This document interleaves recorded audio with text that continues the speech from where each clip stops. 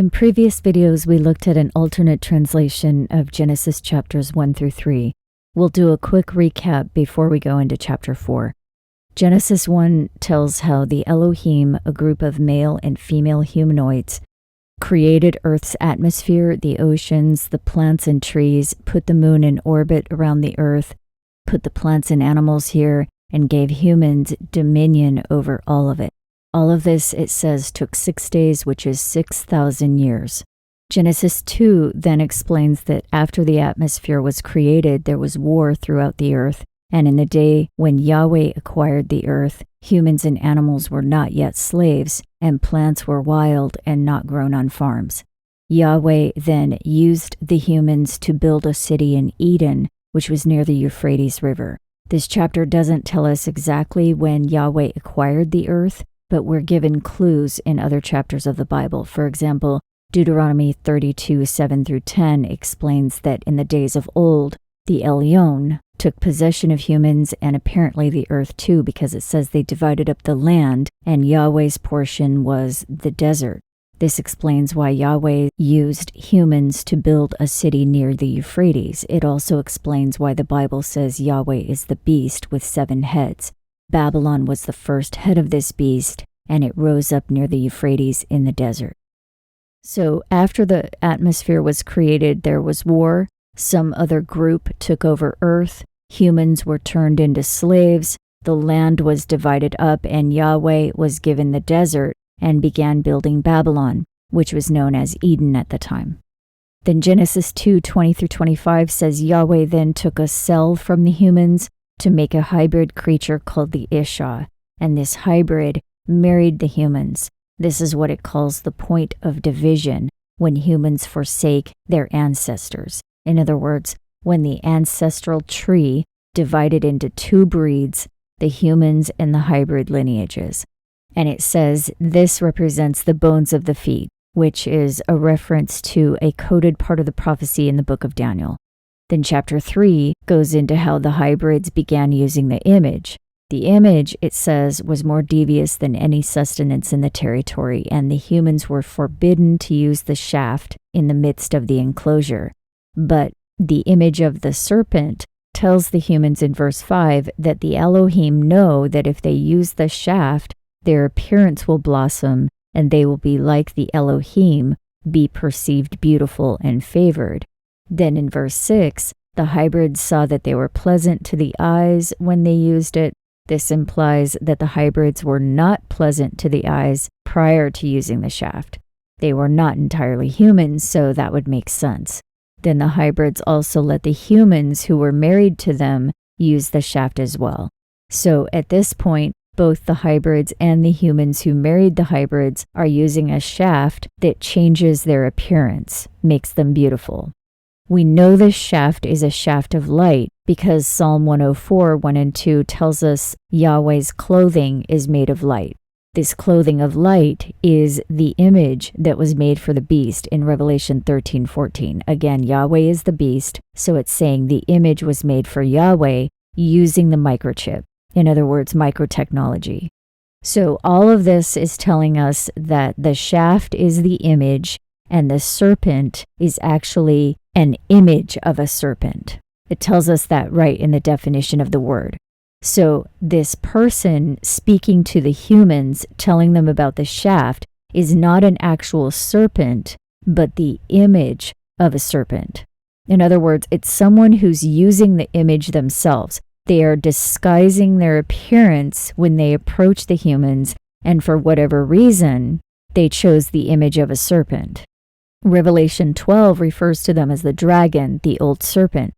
We know this person disguised as a serpent is connected to the Elyon, since all of this takes place in the desert near the Euphrates River, where the Elyon gave Yahweh their portion of the earth, after the Elyon took possession of the earth. And we know they're not part of the Elohim because they appeal to the humans by telling them that the Elohim lied to them, that they won't die when they use the image, it will just make them beautiful. So the Elyon are not part of the Elohim. They are not the creators, they are the thieves.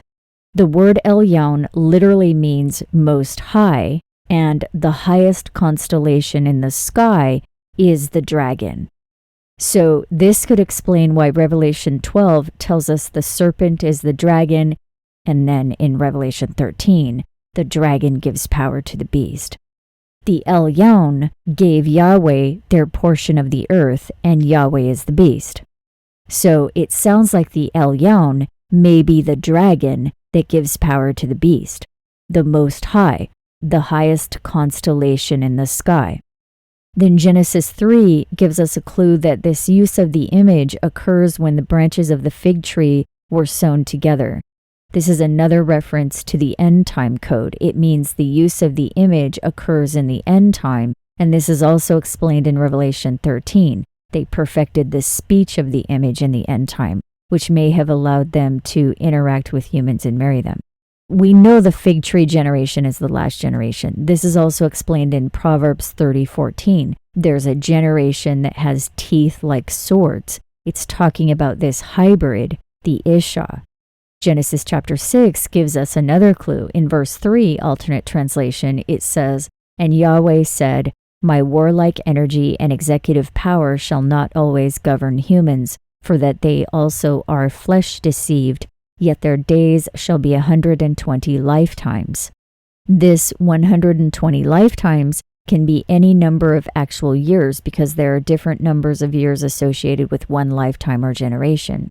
Using the different lengths of one generation in the Bible, 120 lifetimes can equal anywhere from 3,890 years up to exactly 12,000 years.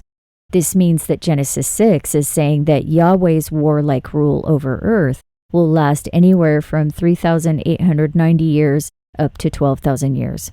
This is why the prophecies in the book of Daniel are so important. They tell us exactly where we are in that time frame. In short, it appears that we are literally at the very end of the warlike rule. The warlike rule has an end, it says, despite the fact that humans are flesh deceived. That flesh deception is the image deception. Then in Genesis 3:14 through 16, it explains why the Elohim forbid the use of the image. They tell the Yahweh that the image will turn their belly to dust, cause hostility between the hybrids and their children, and greatly multiply the pain of childbirth. This is all explained when we understand that the image is used for crossbreeding. Eventually, their belly will be dust. In other words, they will eventually become infertile because they're breeding with another species. But before they're completely infertile, childbirth will be painful for them, and their children will be hostile to them. And this, it says, is the result of interspecies breeding, which is what the image is used for. The Elohim knew this, so they forbid the use of the image. The Bible goes into more detail about this interspecies breeding. The sons of God marry the humans and have children with them, Genesis 6:2 through 4. They mingle themselves with the seed of humans at the time of the feet, Daniel 2:43. Humans transgress by taking strange alien wives and have children with them, Ezra 10:33 and 44. Israel is defiled and has begotten strange children, Hosea 5:3, 5, and 7. Strangers have devoured their strength, but they don't know it, Hosea 7:1, 8, and 9. And they bring up their children, but there shall not be a human left, Hosea 9:12. This is describing the breeding out of humanity by the use of the image. In Genesis 3:15, it again makes reference to the feet when it says the hybrid and their offspring will bruise the head and the heel of the foot. Then the Elohim warned the humans in Genesis 3:17 through 19 that if they use the shaft of harmful prosperity, the image, it will curse the earth, cause sorrow, and they will pay with their ashes. In other words, they will die along with Babylon the Great. But they did it anyway and became famous and lived a renowned life. That's what it says. However, the Yahweh drove them away from Eden because the Yahweh were afraid they would tell everyone else about the shaft there. So they made them coats of skin. In other words, they gave them their image appearance, but made them leave Eden and put up guard around the enchantment tool that transforms. Now, chapter 4 goes into the generations produced from the humans and the hybrids. It says, "And Adam knew his wife Eve, and she bare Cain and Abel." But the most important point here that everyone seems to miss is explained in chapter 5, verse 2. "Male and female he created them, and called their name Adam." This is clear that the name Adam, or Adam, refers to all humans, both male and female. So if Adam is all humans, both male and female, then who the heck is Eve?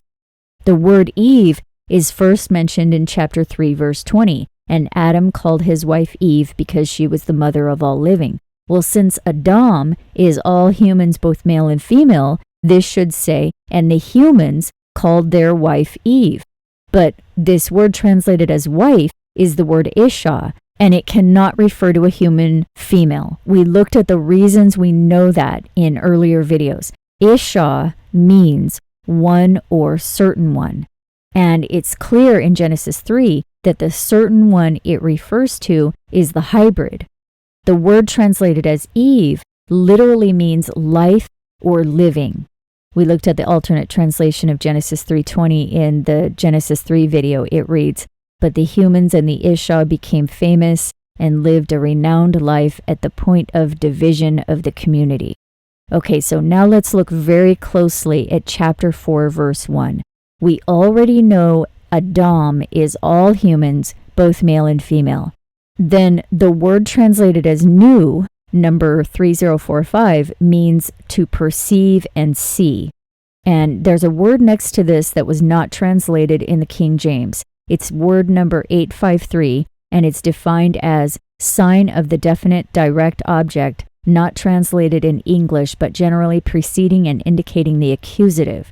Then notice under word origin, it says contracted from word number 226 in the demonstrative sense of entity.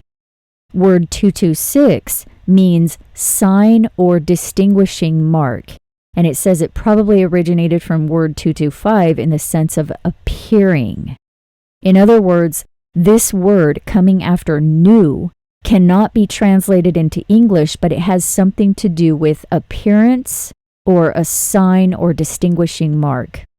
So it's saying the humans perceived or saw the appearance of the wife. And this word translated as wife, number 802, again is Isha, and it cannot refer to a human female. It's talking about the hybrids. So it says the humans saw the appearance of the Isha or hybrids and conceived and bare Cain. This makes sense because in chapter 2, verse 23, it said, "The flesh of this one shall be chosen, the Isha will marry the humans." Now it's confirming that in chapter 4.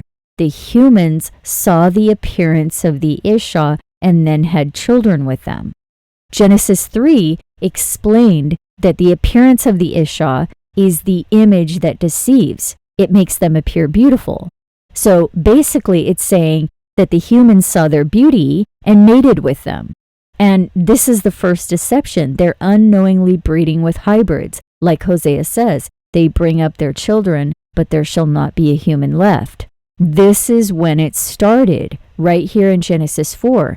Then notice this untranslatable word is used again right after bear. Word 853, contracted from 226, which means sign or distinguishing mark.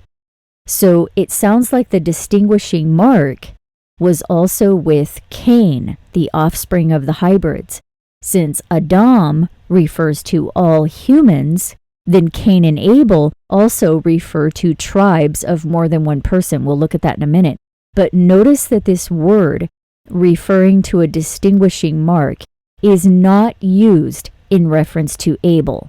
In verse 2, it says, "They bear Abel next," but no reference to the distinguishing mark there.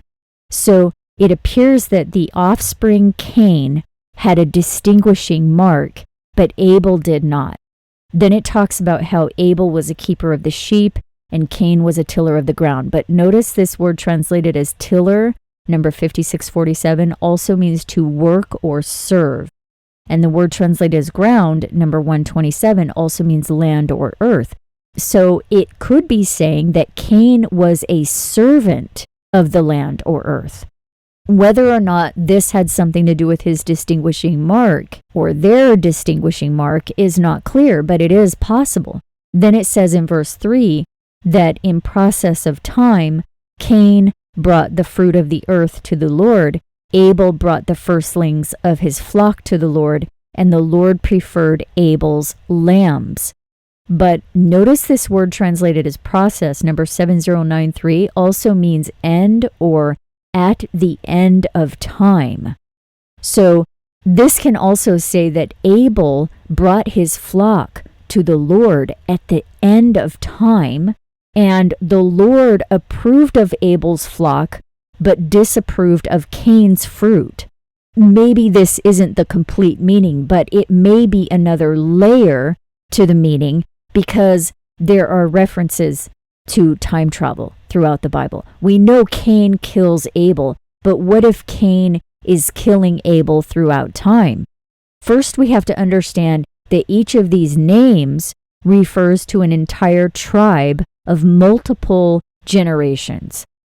Adam refers to all humans, both male and female, Genesis 5:2, and Genesis 5:5 says that all the days that Adam lived were 930 years.